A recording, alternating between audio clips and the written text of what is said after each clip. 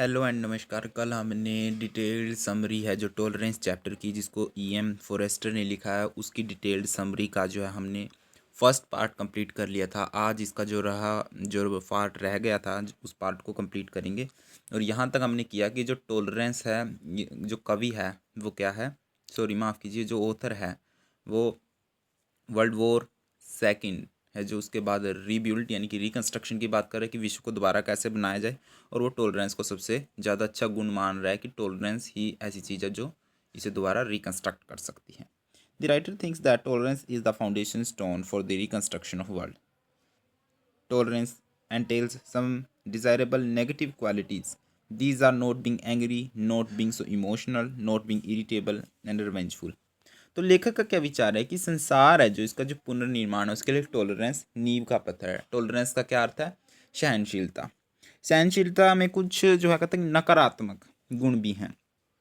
ये है कि भी क्रोधित नहीं होना, आवश्यकता से अधिक संवेदनशील न होना, चिड़चिड़ा और बदले की भावना वाला न होना। ये क्या है इसके अंदर? उसने नेगेटिव क्वालिटीज़ बताई हैं। वैसे तो ये ठीक है, लेकिन उसने क्या है, इनको नेगेटिव क्वालिटीज़ बताया है ऑथर ने। The writer has lost faith in the positive militant ideals. तो लेखक का जो विश्वास है वो सकारात्मक उग्रवादी आदर्शों से उठ गया, जो सकारात्मक है उनसे उठ गया है। Such ideas can not be carried out without imprisoning or killing thousands of people. Phrase like I will purge this nation or I will clean up the city terrify and disgust the writer. तो वो कहते हैं कि ऐसे जो आदर्श हैं हजारों लोगों को कैद किए बिना, मारे बिना पूरे नहीं किए जा सकते। ऐसे वाक्यांश हैं इनकी, जो ऐसे स्टेटमेंट्स हैं जैसे कि मैं इस राष्ट्र को शुद्ध कर दूंगा या मैं इस शहर को साफ कर दूंगा, लेखक को भयभीत एवं दुखी करते हैं। They are horrifying in the present world where people of a country are of different races and religions. वे जो ये हैं ये आज के संसार में भयभीत करने वाले हैं, जबकि देशों में लोग जो हैं अलग अलग जो हैं उसके, ये आज के समय में भयभीत करने वाले हैं क्योंकि डिफरेंट डिफरेंट रेसेस के और रिलीजन्स के लोग जो हैं आज के समय में देशों में रह रहे हैं। They have become originally inspirable parts of A city और अ कंट्री। ये आज के संसार में, सॉरी माफ़ कीजिए, वे एक शहर है यानी कि या एक देश के जैविक रूप का अभिन्न अंग बन चुके हैं। They can not be separated, यानी कि उनको सेपरेट नहीं किया जा सकता। Reconstruction is a slow process.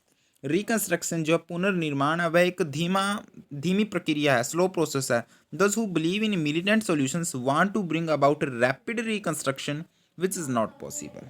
तो वो कहता है कि ये तो एक धीमी प्रक्रिया है। वे लोग जो मतलब कि उग्रवादपूर्ण समाधानों में विश्वास रखते हैं, तेजी से पुनर्निर्माण करना चाहते हैं, जो कि संभव नहीं है।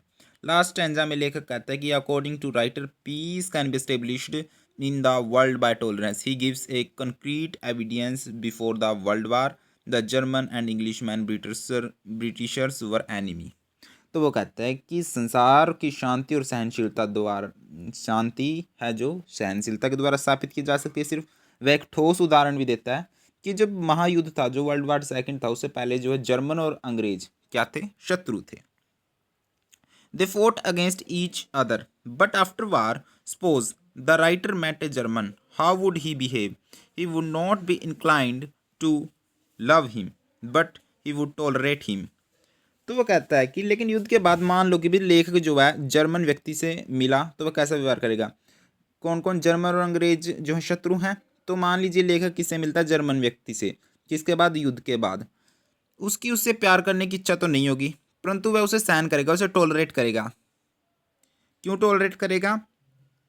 It is because in the modern world we have to live with others whether we love them और not, we have tolerate them. ऐसा इसलिए क्योंकि आज के इस आधुनिक संसार में हमें अन्य लोगों के साथ रहना पड़ता है, चाहे हम उन्हें पसंद करें या ना करें। The writer says that tolerance not be a divine quality but it works even where love fails. Tolerance is needed on the street, in the office and at the factory. Above all, यहाँ पर एक line missing है, वो मैं आपको पढ़ के सुना देता हूँ। यहाँ पर मिसिंग है वो, above all, tolerance is wanted between classes, races and nations. It is a dull quality, yet it is highly desirable. तो यहाँ पर लेखक क्या कहता है कि जो सबसे सहनशीलता की आवश्यकता गली में, कार्यालयों में, फैक्ट्री में होती है, सबसे बढ़कर सहनशीलता की आवश्यकता वर्गों में है और हर जगह पे नेशंस के बीच में है।